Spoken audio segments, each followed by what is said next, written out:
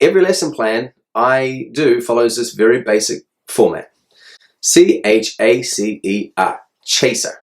Hey teacher geeks, so if you were like me and you went through teacher training and they gave you these templates and these documents and it was, 3 pages, 4 pages for one lesson plan. I still remember some of ours had things like health and safety boxes we had to figure out, and they got all these different boxes in your one lesson plan about how this connects to the different skills, and for the IB, the ATTs, ATLs, what skills you're doing along with your knowledge, and how does this make cross-curricular strands, and where are the connections? And it's like, Jesus Christ. And all of that is what I call checkbox planning. That planning is not designed, all those templates aren't designed to help you as a teacher conduct a more effective lesson. What they're designed is to help some administrator check a box to say, hey, look how great our teachers are at planning.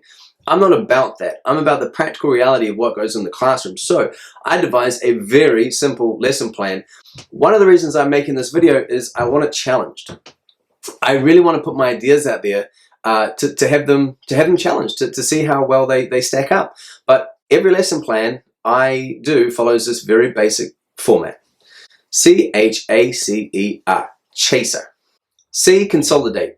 I walk into the classroom, we need to review what we did last lesson, right? They've had a day, a week, a month, a summer to forget what we did last time. So C, consolidate, right? Memory consolidation, short-term to long-term. Now, you could call it racer, right? But chaser just because I like to drink. So we have chaser, right? C, consolidate, do something to review what you did last lesson. These are often the most fun activities, and a lot of the ideas and activities I share in this channel will be about the consolidation activities, because that's where all students can get excited and involved. Everyone's favorite is Kahoot. That's a great consolidating activity. Anyway, we step in, we review, we consolidate what we did last time. Hook. I have to engage my students. I want them to see this is what we're learning today, but more importantly, here's why. Here's why this thing we're going to do is really relevant and meaningful and important. I got to do something to get their attention in. So often the consolidation is a bit of energy and enthusiasm, excitement, activating schema, bringing back their learning to the forefront of their brain. And then the hook is diverting their attention to what are we doing today. And it's usually posed, it can be anything, right? An interesting video, an activity, just posing a meaningful question to the students, but it does set up the outcome, the problem for the day that we're trying to solve, right? So that's the hook. A is activity, access, whatever you want to call it, but it could be a number of activities. This is where they learn the stuff that you want to learn for the lesson, right? Are you going to do a little bit of lecturing? Are they going to read something in a book? Are they going to watch a video? Are they going to do some group work? They're going to do a pair share? Are they going to do an activity? Whatever they're trying to do, they're working on a project. This is any one or a combination of the above, right? There's the activity stage. So could also be called access, right? They access the information or they access the content that they're trying to learn today. Then we get into the check-in. This is where if I've tried to teach something, I have to figure out at some point if I taught it or not, right? So for those of you who need to say that you're doing formative assessment, our consolidation at the beginning was a formative assessment from previous units, and our check-in here is my formative assessment for this particular unit. It's my chance for students to get some sort of feedback on what they're doing. And in my lessons, in a previous video, I explained my 3 levels of learning outcomes. My check-in is on the orange level, right? That second level, can they use what they've learned in this lesson to address the guiding question for that particular lesson, right? Can they solve that problem and apply it to that? And often for me, that's just a 2 or 3 sentence explanation in a workbook. Sometimes I might be able to get a little bit more creative, and I'm trying to. I'm not trying to, I lie. I would like to maybe do some other types of check-ins, like they could make a video or do something like that, but actually, no, I think that's nonsense. There's nothing wrong with pen and paper, right? Getting these students to figure out, to think some, and then to have to write their answer down. And then, so then we have the extension, right? So all students are going to finish at a different time. I have built into every single one of my lessons a chance for students to be extended. They say, hey, look, I got this. I can answer that question. I got 10 minutes before the bell goes. Then they do the extension problem, which is my red level of learning outcome, which is designed to get them to challenge what they just showed me that they understood. Or you could have them, what do they call that? Vertical differentiation, right? Where they go deeper into the content. Or you could do horizontal differentiation, where it's just like, hey, if you like, here was this kind of TED talk that I found interesting, but we didn't really have time to fit it into the lesson. It's relevant, but not really super necessary. So if you'd like, hey, you could go away and watch that, or you can do something tangential. Is that the word? There, right? So that's the extension part. And then last is the review, right? Reflection, sorry.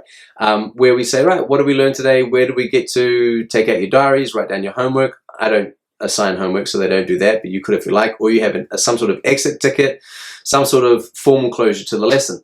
And there we have it. Every lesson of mine follows that exact same format. C.H.A.C.E.R. Now, does it get boring because I'm doing every lesson plan the same? No, because every letter there is different every lesson.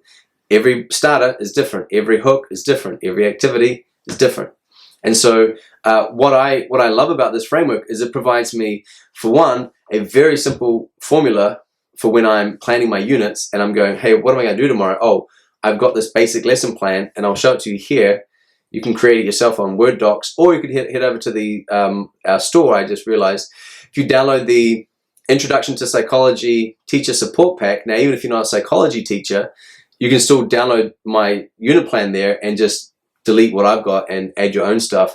You can also find the slides there that I use and some other of my materials, but feel free to use all that as much as you like. So I love this lesson plan because it's one page. I'm not writing this lesson plan for anyone else but me. Next year, I haven't planned a new lesson that I've taught in my class for 3 years, going on 4 years. Because I've done all the lesson plans, I've got all my units, I walk into class, 5 minutes before class, I go, what am I doing now? Okay, C.H.A.C.E.R, I've got all the PowerPoints, I've got all the materials, I'm like, yeah, cool, this is like a good lesson. Now, some of them aren't that great, so it's been 3 years. In that 3 years that I haven't had to plan, I'm now updating all my units. So I'm doing a new one on depression. I'm doing a new one on studying with your smartphone. I've just finished one on stress.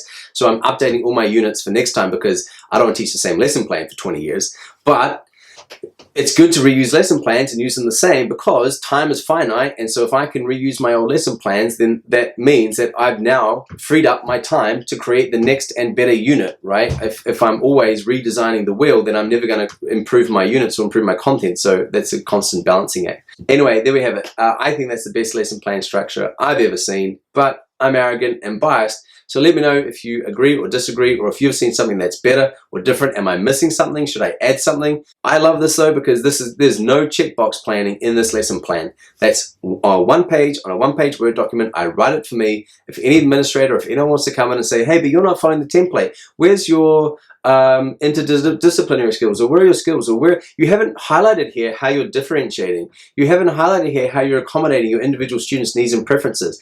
Like, sit down with me and let me talk you through it, right? But I'm not going to write it here on a document that you're never going to read just because you can appease some accreditation team that aren't ever going to come see my class anyway. We've got to stop doing that as teachers. No, we don't. We have to have people stop asking us to do that as teachers, right? This checkbox planning. I tell you a good tip how you deal with that, right? If you are being told to do all these unit plans and lesson plans that you're never going to use, but they're just, you have to put them into a format that you don't like, but just to appease some other body.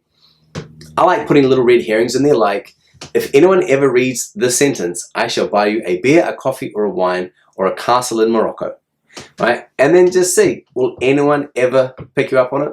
To date, 0. I put these red herrings in all of these lesson plans when we have to put them into Google Docs or Atlas or Veracross or whatever thing that we have to do, because I know no one's going to read it. And if they really wanted to know what I was doing in my classroom, they would be in my class. If anyone really wants to know how I'm teaching, come to my classroom. I'm not going to get a sense if anyone's teaching by reading your lesson plans, and these people aren't either. It's checkbox planning. It's cover my butt administrating. And I'm not about that. So I hope this is a practical lesson plan framework that you can use, that you'll find helpful. The first tip, think about your 3 outcomes: green, orange, red, right? Figure those out first, and then you can figure out the activities that go with that. All right, cheers. Coming up, now that we've got that lesson plan framework, I'm going to find it much easier to explain the best consolidation activities, the good ways to check in, like all the different hooks, different activities, different extensions, different reflections. And so that's why I wanted to start with this one. All right, thank you.